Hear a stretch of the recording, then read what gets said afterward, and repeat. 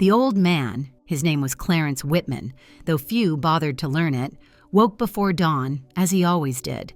He slid his legs over the side of his bed and felt the instant complaint of arthritic knees. 92 years weighed on him heavily, turning even the most mundane daily tasks into minor battles. He dressed slowly, wearing neatly pressed slacks, a button-up shirt with faint pinstripes, and a cardigan that had once been green but had faded to a soft sage color over many years of washing. He lived alone in a small house at the corner of a quiet neighborhood. The house had once echoed with laughter. He could still picture his wife, Josephine, leaning in the kitchen doorway to beckon him in for dinner. He still remembered the patter of small feet running along the hallway. Now, there was only the tick of a clock and the hum of the refrigerator to break the silence. Having woken with a distinct yearning for a stroll, Clarence decided he would treat himself to breakfast at a nearby café. His right leg trembled with each step, the old war injury that had never fully healed reminding him of his age. Yet as he set out along the sidewalk, he felt a strange, buoyant anticipation.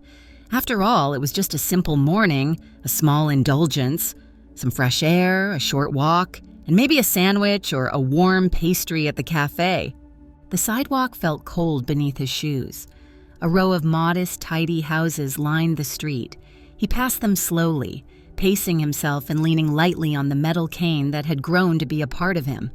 Memories of times gone by drifted into his mind, picking apples with his daughters, rummaging in the attic for old vinyl records, or sitting on the porch swing with Josephine on warm summer nights. With each step, those recollections came and went, like apparitions conjured by the old morning light. By the time he reached the cafe, Allie's Diner, although the name had changed 3 times over the decades, Clarence's knees were shaking from the exertion of walking. He stood a moment outside the door, taking in the smell of freshly brewed coffee and sizzling bacon that floated out whenever a customer passed in or out. He patted down his hair to calm it, mustered the small bit of dignity he had, and pushed open the door. The small bell above the door announced his arrival with a cheerful chime. A sudden wave of warmth enveloped him, carrying with it the tantalizing smells of yeast, toasting bread, and spiced sausages. Clarence's heart quickened with the promise of relief and comfort. Perhaps he would indulge in a simple breakfast sandwich, something light yet flavorful. There was a small line at the counter, people in business suits waiting for their to-go coffees, a young mother bouncing a fussing toddler on her hip, a teenage girl rummaging in her backpack for change. Clarence shambled behind them with a polite distance, leaning on his cane. He noticed a few glances, but years of being overlooked, or seen only as an old man, had taught him to ignore the curious or dismissive stares. At last, it was his turn. A bored-looking cashier with dyed hair and heavy eyeliner lifted her gaze from the register. "Good morning," Clarence said softly. "May I please have a simple ham and cheese sandwich on wheat bread? Just lightly toasted if you can." The cashier stared blankly for a moment, then glanced over her shoulder. "Sir, we don't serve lunch items yet. Breakfast only." She rolled her eyes a bit, though it was subtle.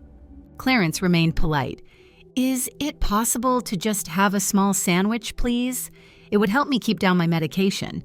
Toast it and call it a breakfast sandwich if you like. I'd be happy to pay." A faint sneer curled her lip. "Let me check," she said. She turned to the grill cook, an older man but far younger than Clarence, and relayed the request. He scowled, irritated, as if asked to do something extraordinary. After a brief exchange too low for Clarence to hear, the cashier pivoted back around.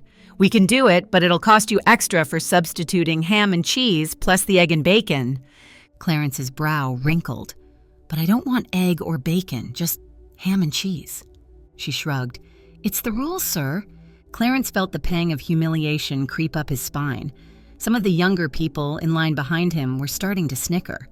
He turned red, feeling the weight of scornful eyes on his frail figure. His voice wavered as he asked, "Are you sure you can't simply make a ham and cheese on wheat? I'll pay what it costs. It's a small thing." By now, the cook had turned around again, clanging a spatula on the grill. "Hey, old man, either order off the breakfast menu or pay for the substitutions. I got other orders to fill." The laughter behind him grew. Clarence's eyes darted to the floor, and all the warm excitement of his morning drained out of him as though a plug had been pulled. The hum of the café seemed to crescendo in his ears, drowning out his dignity. This was just a simple sandwich, but now it felt like a personal insult. He pressed trembling fingers to his temple, took a shaking breath, and finished in a strained tone, "I'm sorry for the trouble." He stepped away from the counter, mortified, clinging to his cane. He glanced around the bustling cafe, searching for a place to sit, but each seat felt laden with the hush of judgment. The manager, a tall woman with a stern expression, stepped out from the back. She marched to the cashier, and Clarence caught snippets of their conversation. "He's holding up the line. Older folks always complicate things. We have a system." Clarence's cheeks burned. He pressed himself to the wall, trying to melt away from the stares, feeling every wrinkle and every fragile bone in his body. He was about to mumble a soft apology to anyone who'd listen when someone behind him jostled him, causing him to stumble. Thankfully, his cane caught the floor in time, or he might have fallen. A couple of teenagers nearby smirked, and one of them, face buried in a hoodie, muttered something under his breath that sounded like, "Just hurry up and keel over." That was enough. Clarence felt his heart pounding. A flurry of shame, sadness, and even a faint spark of anger swirled inside him. Suddenly, the cafe that had smelled of fresh coffee and comfort turned into a place of hostility. "Sir," the cashier said, raising her voice, "if you're not ordering, please step aside." Hands trembling, Clarence nodded and took shaky steps toward the exit. He hadn't even considered going to a table. He simply needed to get out, away from the tension, away from the humiliating spectacle that he had unintentionally become. When Clarence stumbled back out onto the sidewalk, the chill of the morning air bit into his thin cardigan. He paused on the sidewalk to steady himself, drawing in a shuddering breath. He felt tears prick at the corners of his eyes. He was far too old and frail to be letting a casual cruelty reduce him to tears. But that was the simple truth. Every small humiliation these days felt like a final straw. He turned back the way he came, slowly making his way home. Each step seemed heavier than before, and it felt as though the entire world was gazing at him with disdain. His mind raced with questions. Had he been unreasonable? Was he truly a burden on society, no longer entitled to something as simple as a sandwich? He thought about Josephine. If she had been there, she would have scolded the staff in her gentle but firm tone. She never let anyone speak to him with disrespect, and if she couldn't be stern, her mere presence would diffuse any cruelty. That was how she was, bright like a candle in a dark room, always shining light on what was good in people. A pang of grief cut through him at the realization that she was gone these last 12 years. He had never grown accustomed to her absence, and sometimes a fleeting daydream would make him believe she was just in the other room. But she was gone, and he felt 1,000 times more vulnerable without her. The walk felt endless. The cold sank into his bones, and a damp wind teased tears from his already stinging eyes. Passing cars sent up splashes from last night's rain, but Clarence moved too slowly to avoid them. By the time he reached his driveway, his legs were trembling with fatigue. He felt unutterably exhausted, physically, emotionally, spiritually. He entered his house and locked the door behind him. Silence surrounded him. The kitchen radio, which he normally left on for company, seemed garish and loud, so he clicked it off. He placed his cane to the side and lowered himself into the armchair in the living room, releasing a great sigh of relief. There, he let the humiliation wash over him in waves. He let the tears come, not loudly, but in quiet sobs that shook his frail shoulders. He was almost thankful nobody was around to witness this. Soon, tears gave way to shaky exhaustion, and he closed his eyes, letting restless sleep overtake him. He dreamed of the day he proposed to Josephine. It had been in a different era, a crisp autumn afternoon in 1953. He'd been in his military dress uniform, though the war was long over by then. She wore a light blue dress with small daisies embroidered on the collar. He remembered how her eyes shimmered with tears of joy, how her smile chased every cloud from the horizon of his mind. That day, they had picnicked near the lake, sharing a single sandwich between them, ham and cheese, ironically enough. They had laughed at the simplicity of it, describing all the gourmet meals they might one day afford. Yet it was the happiest meal of his life. In the dream, the colors bled as though from an old photo, and the autumn light dimmed. He saw Josephine fade away, and suddenly, he was in a trench. It was not the same war, not the same place, but his mind often fused his memories. The smell of mud and cordite seized him. Then a flash, the roar of artillery, and excruciating pain in his leg. He heard someone calling his name, "Clarence!" Over the din, he tried to cling to Josephine's face in his mind, the only source of solace. But it slipped away from him, replaced by the sharp ring of shell fire. He woke with a gasp, tangled in the folds of his cardigan. It was late afternoon. Sunlight was pouring through the lace curtains, painting swirling patterns on the carpet. He took a few seconds to catch his breath and remember where he was, safe in his old living room, miles and decades away from the war. Still, the dream left him drenched in sweat, and a dull ache flared in his wounded leg.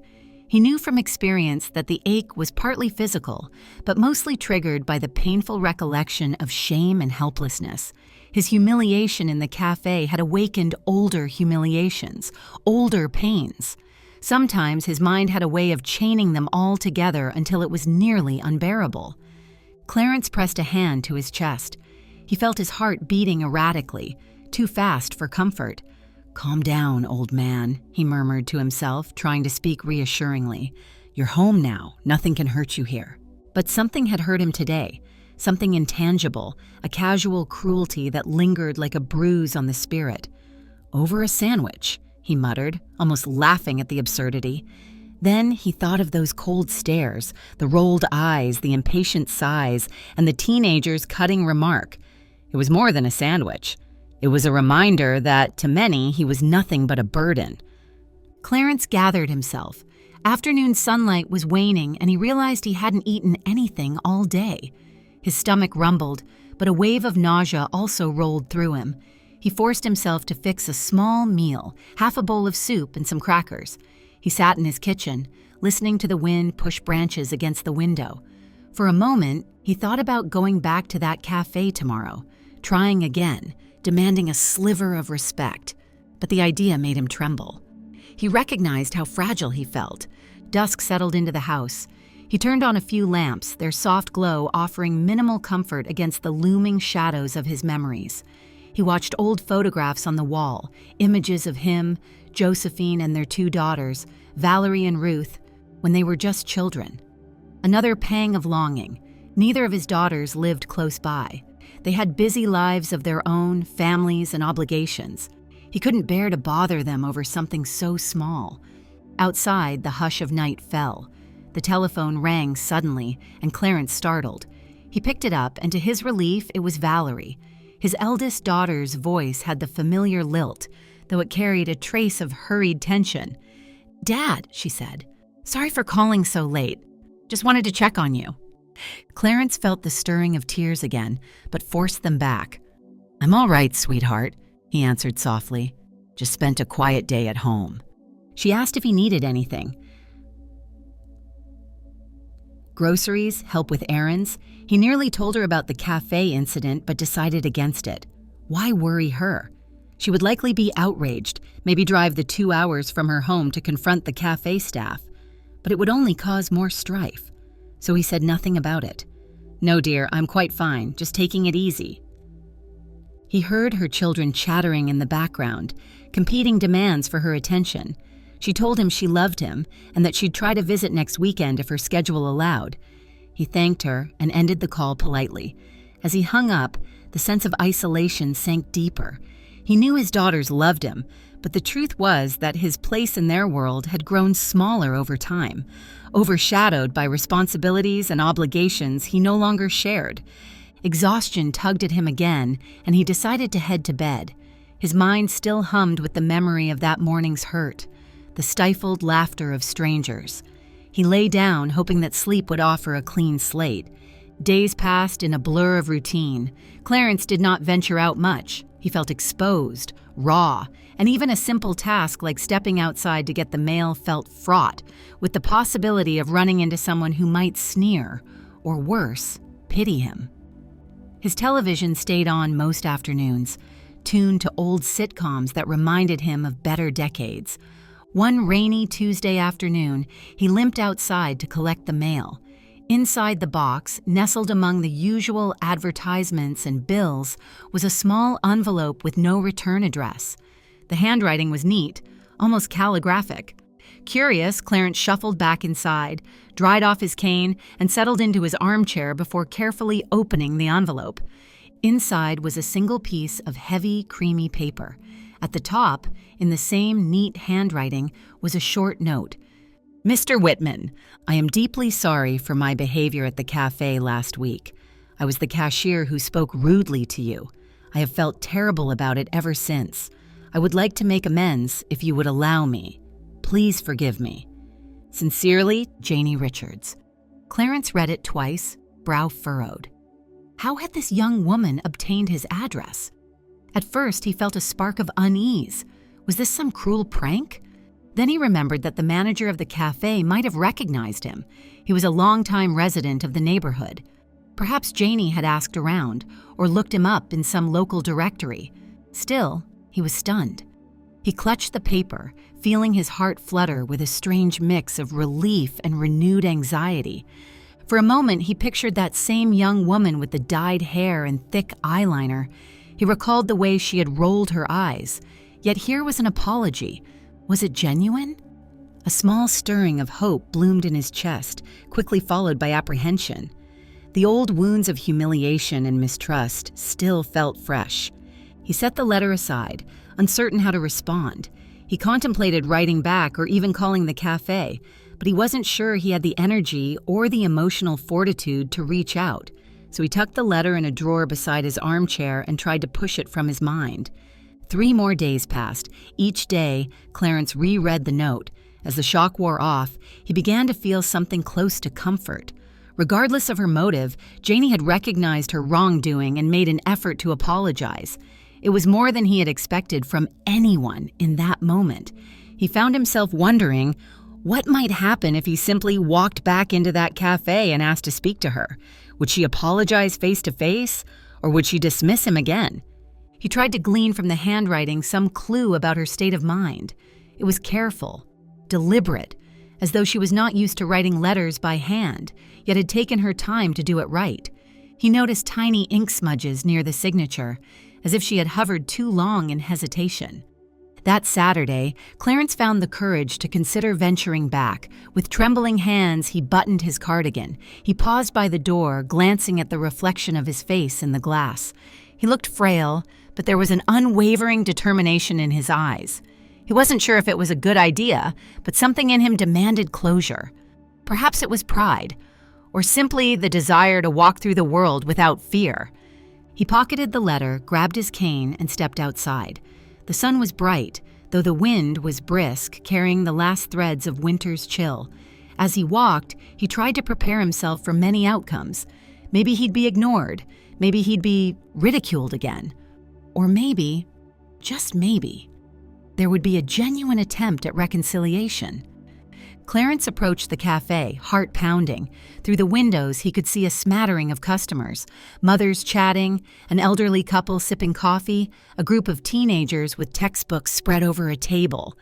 The memory of snickers and harsh words churned in his stomach, but he swallowed his fear and stepped inside.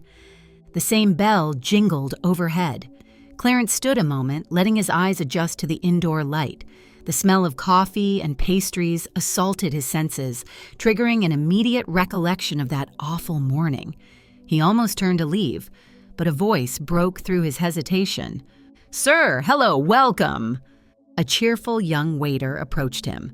This was not Janie, nor the grouchy cook, nor the stern manager.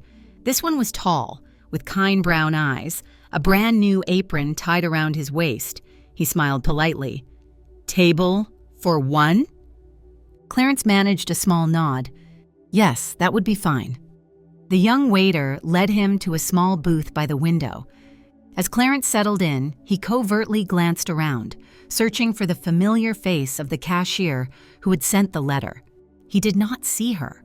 Perhaps it was her day off. Perhaps she'd moved on. Or maybe she was in the back. He felt a vague disappointment mingled with relief. "I'll be back in just a moment, sir," the waiter said. "Let me get you some water." Clarence nodded again, adjusting his cane so that it leaned against the booth. The cafe's chatter ebbed and flowed around him, and he felt oddly detached. His mind was so fixated on how to handle the situation if Janie appeared that he barely noticed the menu. At length, the young waiter returned. "Here you are, sir. Can I get you started with coffee or tea?" Clarence forced a polite smile. "A coffee would be nice. Thank you." "Of course, I'll be right back." As the waiter left, Clarence heard the voice of the manager from behind the counter. There she was, the same tall woman with the stern expression. He overheard snatches of her conversation with another employee. "I told Janie she needs to move on if she's so upset." Clarence's ears perked. He strained to hear more, but the manager's voice faded. So Janie was indeed here, or at least had been recently. The edges of his curiosity sharpened. He felt a flicker of guilt at eavesdropping, but carried on anyway. He was desperate to understand. Had Janie been reprimanded for sending that letter? Or was it something else? Moments later, the young waiter returned with a steaming cup of black coffee. "Have you decided what you'd like to order, sir?" Clarence glanced at the menu, but realized he couldn't focus. I'm just going to have a simple ham and cheese sandwich on wheat bread, if that's all right." He paused, then added softly, "Is that an option?" The waiter brightened. "Certainly. We serve lunch items all day now, no problem at all." Clarence exhaled slowly, relief washing over him.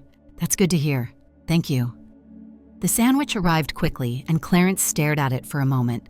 Golden toast, a modest layer of ham and melted cheese. It looked like a perfectly ordinary sandwich, yet for him, it felt like a triumph. He tasted the first bite, and tears pricked the corners of his eyes.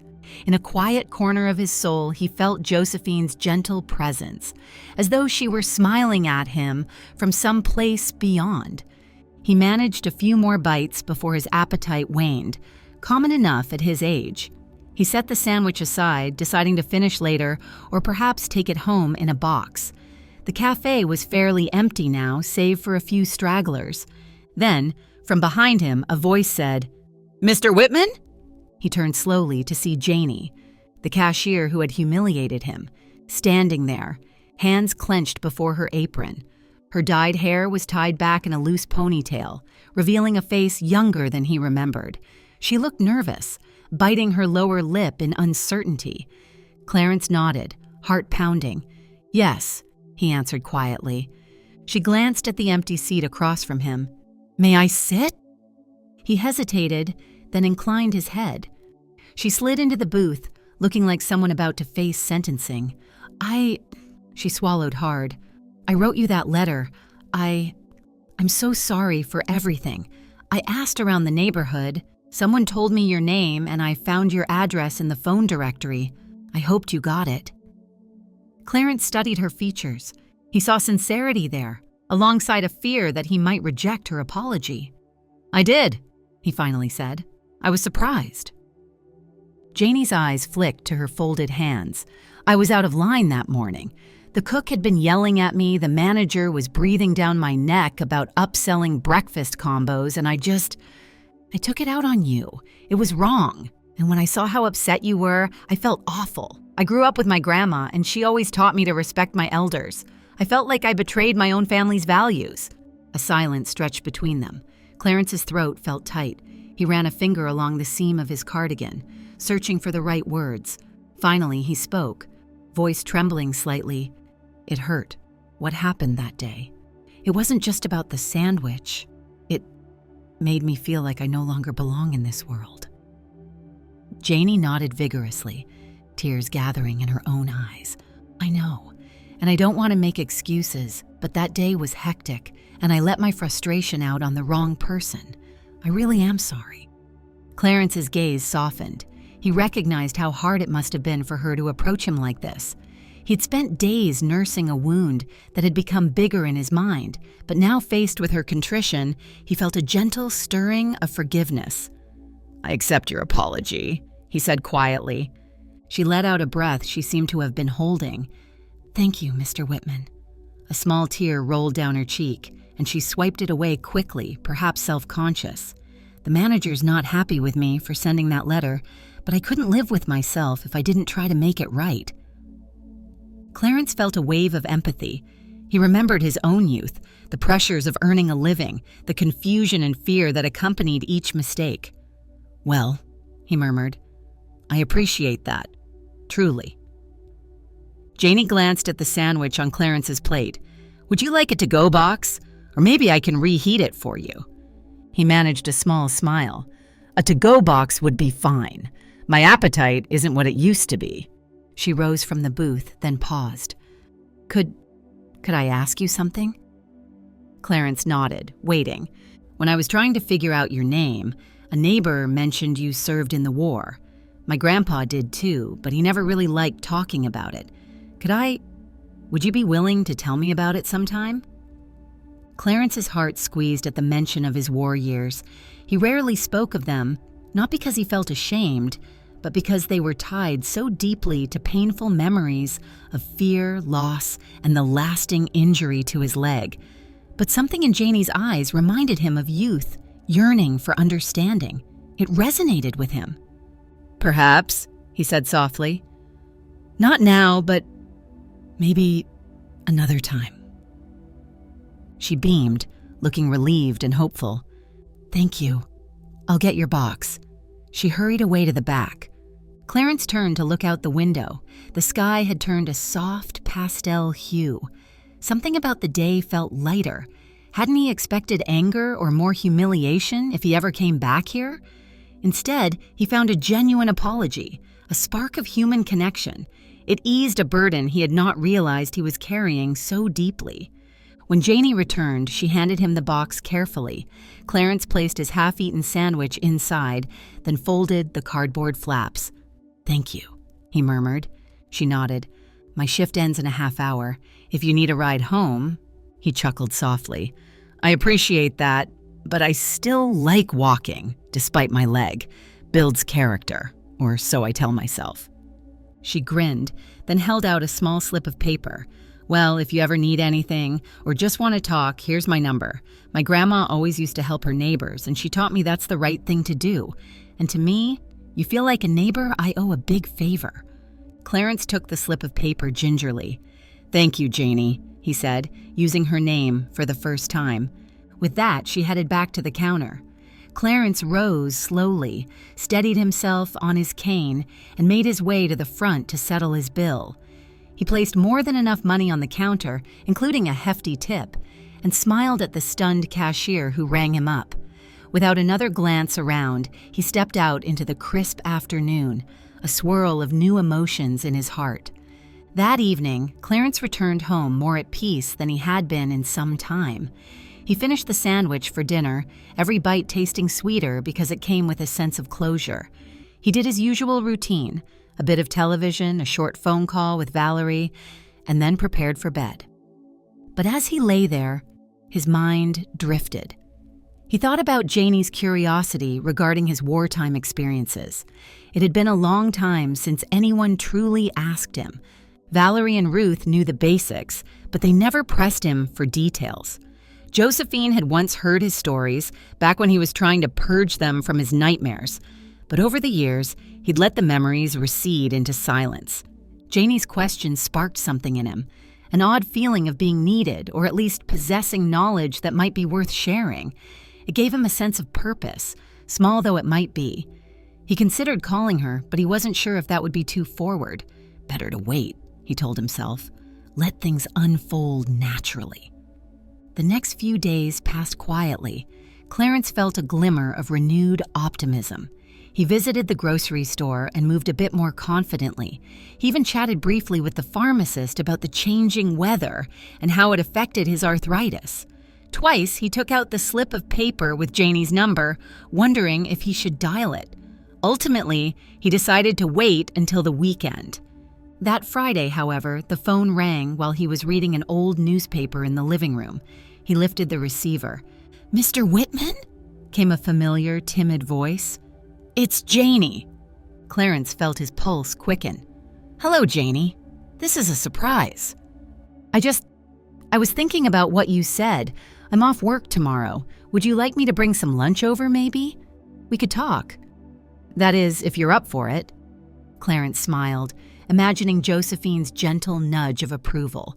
That would be nice. They agreed on noon.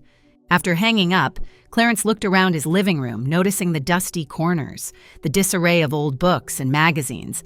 He felt a sudden urge to tidy, to make the place welcoming. Saturday arrived, bright and breezy. Clarence spent the morning sweeping floors, polishing picture frames, and even rearranging some books to hide the clutter. Around 11:50 a.m., he heard a soft knock at the door.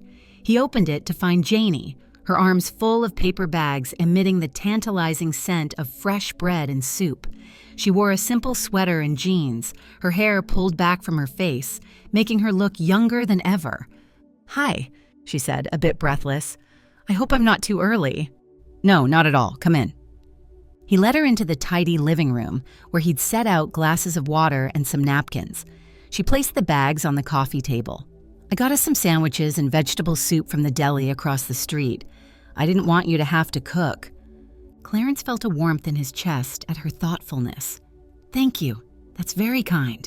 They settled side by side on the old couch. She took in the decor, the black and white photos, the antique clock on the mantel, shelves lined with books on history and war memoirs.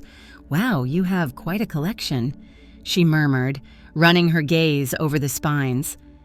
"I used to read a lot about the wars after I came home," Clarence said. "Something about seeing how others recounted the events helped me process my own memories." Janie nodded. "My grandfather was in Vietnam. He rarely spoke about it. Sometimes he'd have nightmares, but he mostly kept it bottled up." She paused, looking at Clarence with gentleness. "How about you? Did you ever talk about it much?" Clarence sighed. He slowly spooned some soup to gather his thoughts. "After the war, I talked about it with my wife. She listened. But as years went by, I found fewer people wanted to hear about it. Life moves on, you know?" Janie sipped her soup, nodding. "I want to learn, though, if you're comfortable sharing." He studied her earnest face. She wasn't prying. There was no hint of morbid curiosity.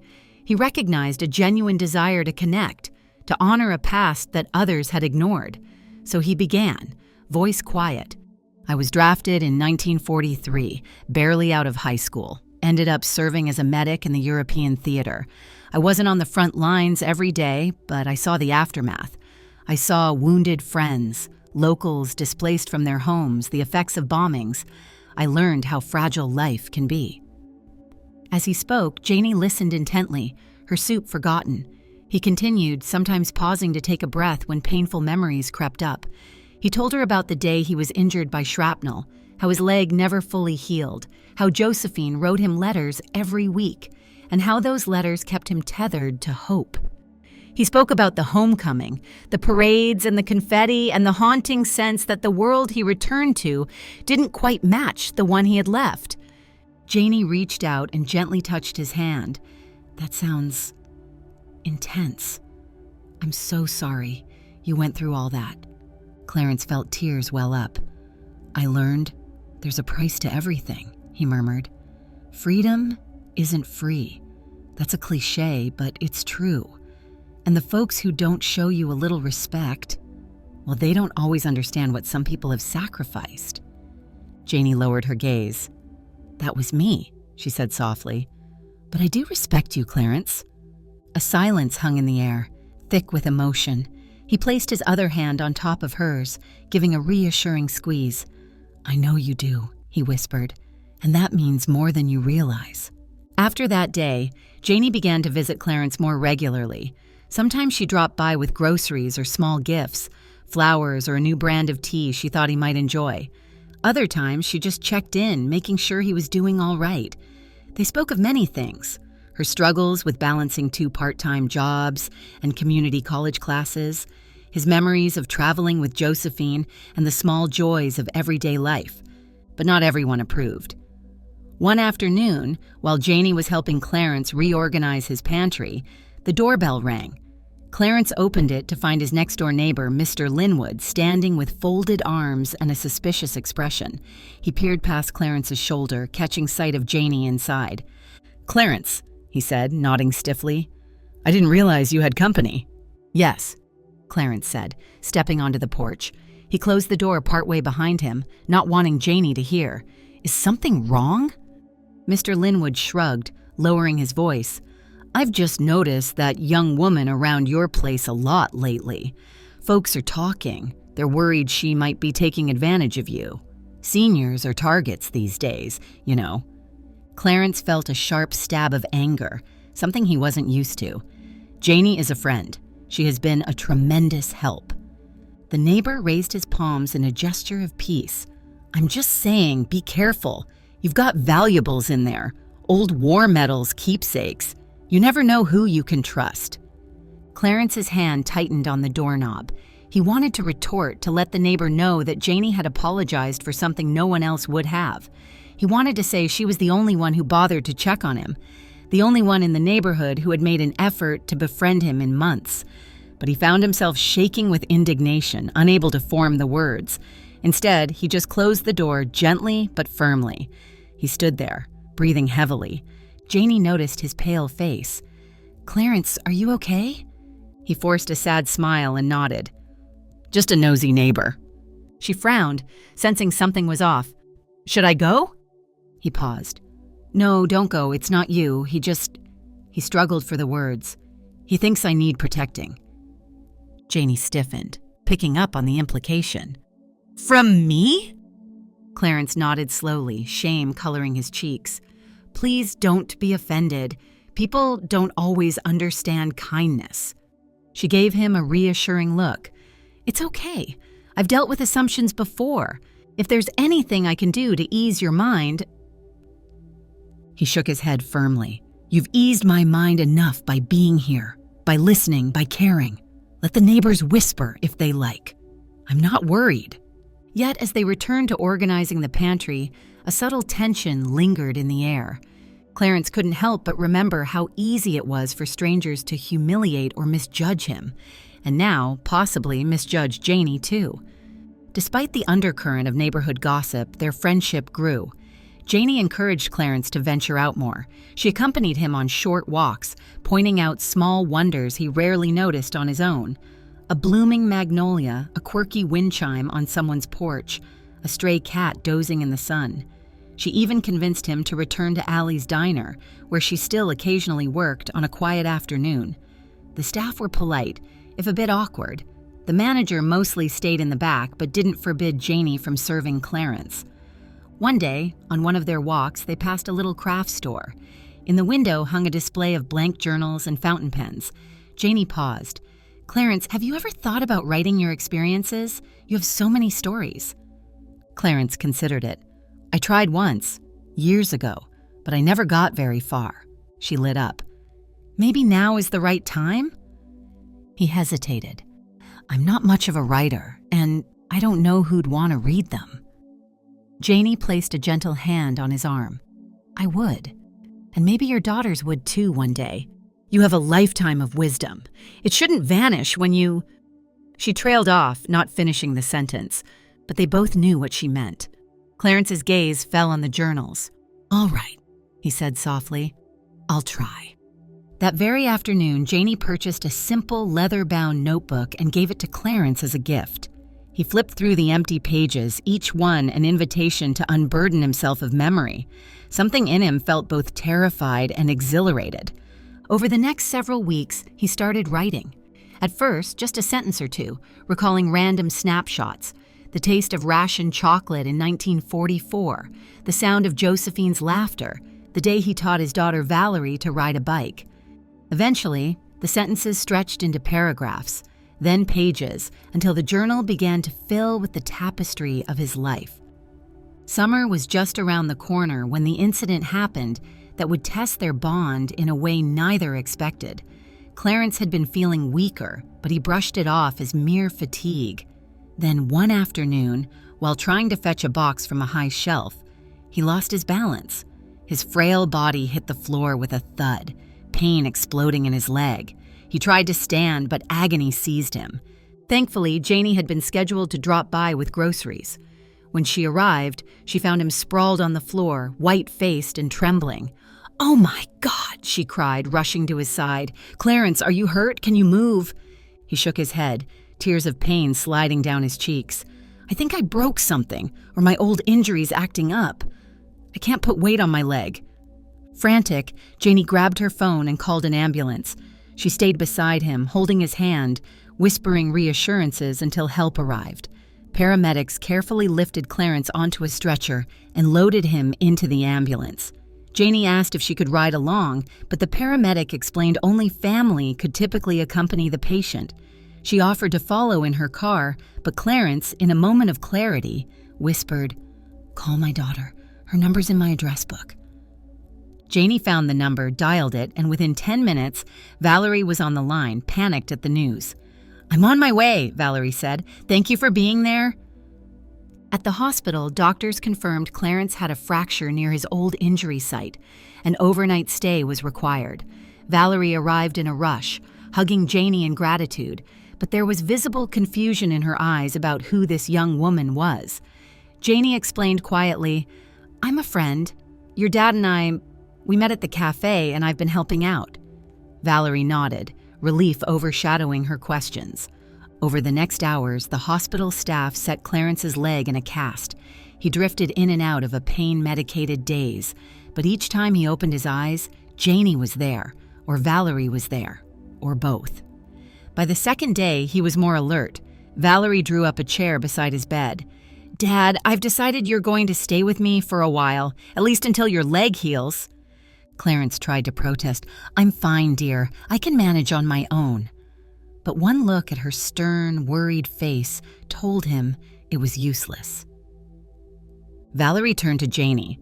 "Thank you for everything you've done. I don't even want to imagine how much worse this could have been if he'd been alone." Janie's eyes were wet with tears. "I'm just glad I found him in time." After a couple of days, Clarence was discharged. Valerie insisted on driving him to her home a few towns over. Janie hovered near his wheelchair at the hospital exit, a mixture of relief and sadness painted on her face. She worried that once Clarence left, their newfound friendship might fade. Valerie, picking up on Janie's concern, offered her a small smile. "You're welcome to visit any time. Just call first so we can arrange a good time." Janie nodded, feeling a surge of gratitude.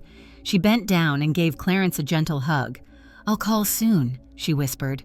Clarence clutched her hand. "Don't be a stranger," he whispered back, voice thick with emotion. Valerie helped him into the car and Janie waved as they pulled away. In the rearview mirror, Clarence watched her shrinking figure until she was out of sight. At Valerie's house, life was busier, noisier. Clarence was given a guest room on the first floor with an adjacent bathroom for easy access. Valerie's children, now teens, greeted him with mild curiosity. Her husband, Edward, was polite but seemed distant, perhaps unsure of how to engage with his elderly father-in-law in this new arrangement. Days turned into weeks, and Clarence felt stifled. He missed the quiet of his own home, missed the routine he had created, and surprisingly, missed Janie's visits most of all. Although Valerie did her best to accommodate him, she was juggling a full-time job and 2 teenagers, leaving little time for extended conversation. One evening, after the household had gone to sleep, Clarence found himself paging through the journal he had begun. The words he had scrawled, his memories, hopes, regrets, stirred a longing to share them with someone who cared to listen. He took out his phone, dialing Janie's number from memory, but hesitated before pressing call. It was nearly 10 p.m. She might be asleep or out with friends, but the desire to hear her voice overcame his reservations. He tapped the screen. The phone rang twice before her sleepy voice answered. "Hello?" "Janie," he whispered. "It's Clarence. I'm sorry it's late." Her tone instantly brightened. "Clarence, is everything okay? How's your leg?" "It's healing, slowly." A pause. "I miss home." She sighed softly. "I know. I can visit next weekend, if that's okay with Valerie." Clarence felt a wave of relief. That would be wonderful. So it was arranged. Janie would make the drive out to Valerie's house on Saturday, bringing a bit of comfort from home. Saturday arrived, and Janie pulled up in front of Valerie's suburban home. She was greeted at the door by Valerie herself, who smiled politely. "Hi, Janie. Come in. My dad's in the living room resting his leg." Janie stepped inside, noticing the neat suburban decor, family photos lining the walls, plush furniture, a big screen TV. It felt worlds apart from Clarence's cozy, old-fashioned home. She followed Valerie to the living room, where Clarence looked up with a beaming smile. His cast, plastered from the knee down, was propped on a cushion. "Janie!" he exclaimed, genuine delight in his voice. "I was just reading my journal, hoping you'd get here soon." She approached, careful not to jostle his leg as she bent down and gave him a gentle hug. "How are you feeling?" "Better, now that you're here," he said softly. Then he caught Valerie's eye and added, "Thank you for letting her come." Valerie waved a dismissive hand, though her posture was rigid. "No problem, I have some errands to run. The kids are out with friends and Edward's upstairs. Let me know if you need anything." Once Valerie left, Janie settled into a chair across from Clarence. He handed her the journal with trembling fingers. "I wanted to share some of what I've written." She accepted it, scanning the careful handwriting. She paused occasionally to comment, sometimes smiling at a fond memory, sometimes growing solemn at a recollection of wartime horror. The room was quiet, save for the hum of air conditioning. At one point, Edward came down the stairs, pausing to watch them. Janie offered him a small smile, but he seemed hesitant. Approaching, he said, "You must be Janie. I've heard a lot about you." Janie rose, offering a polite handshake. "Yes, that's me." Edward nodded, shifting awkwardly.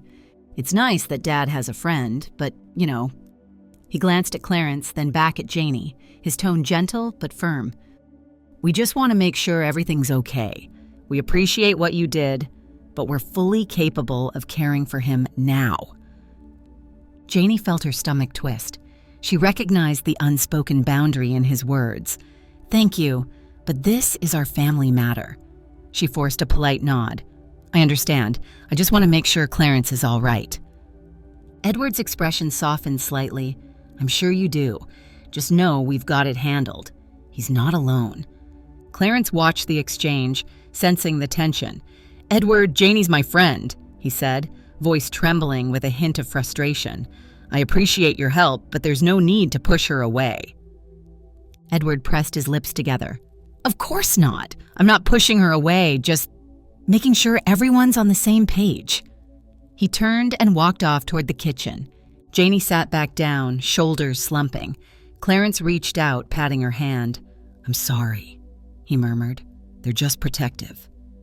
She managed a faint smile. "I understand."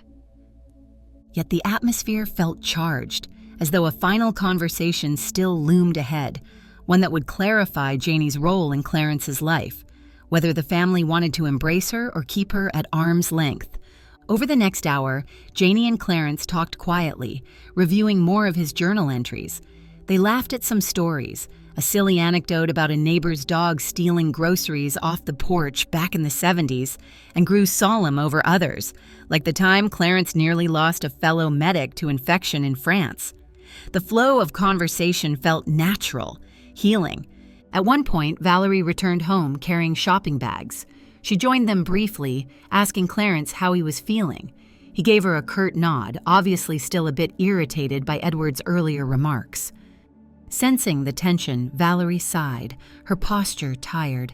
"Dad," she said gently, "can we talk?" She glanced at Janie, then back at him. "Alone?" Clarence hesitated, but then nodded. Janie stood to give them space.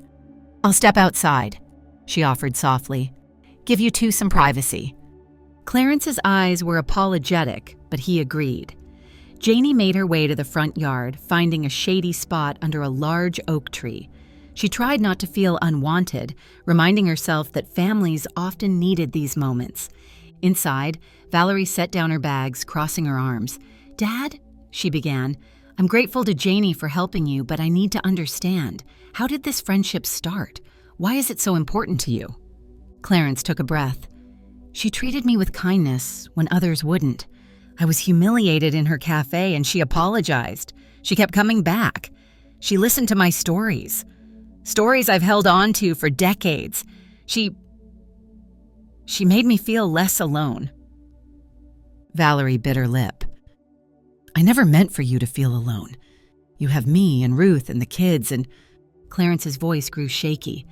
"Valerie, I know you all love me, but you have your own lives, your own responsibilities. I don't want to burden you, and sometimes I just need a friend who has time to sit and listen." Valerie felt tears sting her eyes. "Dad, you're not a burden. But it's true, I can't be here as often as I want. Still, Edward and I worry. We don't know Janie well. We're afraid you might trust someone who could take advantage of you." Clarence sighed, nodding. "I understand. But Janie isn't like that. She's a good person. I believe in her." He gently patted the journal at his side. "She encouraged me to write these stories. She cares." Valerie was quiet for a moment, then she bowed her head. "I just want you to be safe. If you trust her, Dad, I'll try to trust her too. But please, promise me you'll tell me if anything seems off." Clarence smiled through his tears. "I promise." They embraced, an emotional hug that eased the tension between them. Outside, Janie paced anxiously, glancing every so often at the front door. Eventually it opened, and Valerie stepped out. She approached Janie with a hesitant but sincere smile. "I'm sorry if we seem distant," Valerie said softly. "This is just new for us. Thank you for looking out for my dad. It means more than I can say." Janie's eyes welled. "He's your father. I just want to make sure he's okay. He's become my friend." Valerie reached out and gave her a brief hug. "And we thank you for that. If you want to keep visiting, you're welcome." Back inside, Janie sat with Clarence for another hour, finishing their conversation. He seemed buoyed by the heart-to-heart with his daughter, as though a weight had been lifted. He told Janie he might stay with Valerie a bit longer, until his leg was strong enough for him to manage on his own. Janie nodded, encouraging him to do whatever was best for his health. They spoke of the café, how Janie had decided to cut back her hours there. It reminded her of that humiliating morning and the guilt she still carried. She was picking up more shifts at the deli instead, a place that offered a calmer environment. Before she left, Clarence handed her his journal. "Would you mind taking this home with you? Read it when you have time. I'd like your feedback." Janie held it against her chest, touched by his trust. "I will. Thank you." With that, she departed, leaving Clarence with a renewed sense of family unity and an unspoken hope for the future. A month passed. Clarence's leg healed steadily under Valerie's watchful care. Physical therapy sessions helped rebuild his strength. By late summer, the doctor cleared him to resume living independently if he wished, albeit with caution. Valerie seemed torn between relief that he was better and worry about letting him go. But Clarence was firm. "I need my own space, honey. I love you, but I need to be at home." Reluctantly, Valerie helped him pack. On a balmy afternoon, she drove him back to his beloved house on the corner lot. Janie arrived soon after, carrying groceries and a bouquet of flowers. Together, they dusted off rooms that had sat empty for weeks, opened windows to let in fresh air. The house felt alive again, as though waking from slumber. Clarence settled into his armchair, breathing in the familiar scents. "I can't tell you how good it feels to be back," he said, voice thick with gratitude. He reached for Janie's hand and she squeezed it gently. Valerie glanced around, exhaling. "We should set up a schedule to check on you. Make sure you have what you need. Maybe we can alternate weekends. Ruth and I can come by and Janie can fill in on weekdays." Clarence nodded, liking the idea. He felt enveloped by a network of care, one that eased the stings of loneliness and vulnerability he'd known all too well. That evening, after Valerie departed, Janie stayed for dinner. They worked together in the kitchen, preparing a simple meal of roast chicken, mashed potatoes, and steamed vegetables. The radio played softly in the background, an old jazz tune that brought a sparkle to Clarence's eyes. Over dinner, he said, "I need to tell you something. I never told you how deeply you changed my perspective on this world." He paused, gathering courage. "That day at the café, I felt worthless, like my presence was an inconvenience. But your apology, your friendship, it reminded me that not everyone thinks of me as a burden." Janie's eyes shone. "Clarence, you're anything but a burden. You're a gift, a window to a world I never knew." He smiled, swallowing the lump in his throat. "Maybe we're both learning from each other, then." As the months rolled on, a quiet rhythm settled between them. Janie visited at least once a week, sometimes more, helping Clarence with errands and enjoying his stories. She finished reading his entire journal, filling the margins with little notes, questions, and reflections. In turn, he wrote new entries, determined to leave a record of his experiences. One late autumn day, Janie invited Clarence to a special event at the deli, where she now worked full-time. They were hosting a Veterans Day appreciation lunch, offering free meals to veterans. At first, Clarence was hesitant. Crowded public spaces still triggered that lingering shame from the cafe incident. But Janie's earnest invitation won him over. When they arrived, Clarence was greeted warmly by the staff. No line, no sneers, no impatient sighs. Instead, they ushered him to a seat of honor, offering him a simple meal, a freshly made ham and cheese sandwich on toasted wheat, the same sandwich he had once been denied, but now placed before him with respect and gratitude. Clarence felt tears gathering. The manager of the deli, an older woman with kind eyes, approached him. "Thank you for your service," she said softly. "Let us know if there's anything else you'd like." Janie stood by him, smiling through her own tears. "A sandwich isn't just a sandwich," she whispered. "It's a symbol of respect. You deserve it." For Clarence, that moment felt like a circle completed. He took a bite, savoring not just the flavor, but the hard-earned dignity it represented. Winter descended with its cold winds and early sunsets. Clarence's leg continued to improve, and though he relied on his cane, he moved with more confidence. Janie visited faithfully, sometimes bringing her grandmother along, who was delighted to meet the nice gentleman Janie had spoken about. Valerie and Ruth came by more often as well, sharing holiday cheer. Even the suspicious neighbor, Mr. Linwood, softened, offering to shovel Clarence's walkway after a snowfall.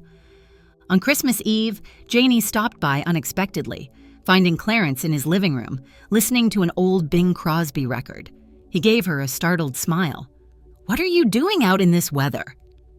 She shrugged off her coat, a flurry of snow drifting off the sleeves. "I brought you a present." She held out a wrapped package, edges meticulously taped. Clarence opened it carefully.